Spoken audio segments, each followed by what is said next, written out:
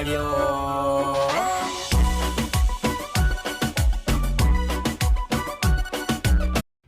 Magandang hapon po guys. Ito po lang gitara na binili namin sa anak namin na regalo sana, kaso hindi na gusto ng anak namin, kaya binibenta na po namin ng talagang 2K lang po. Pabilisan na lang po to, pero ang binili namin to ay 2-3 ang aming binili. Ito po ay resibo, patunay na yan po ay binili namin. Ito, kompleto po yan, bago, kasama na tong case. Ayan po case, kasamang case yan, binili namin din yung case, tapos itong dalawang terdas.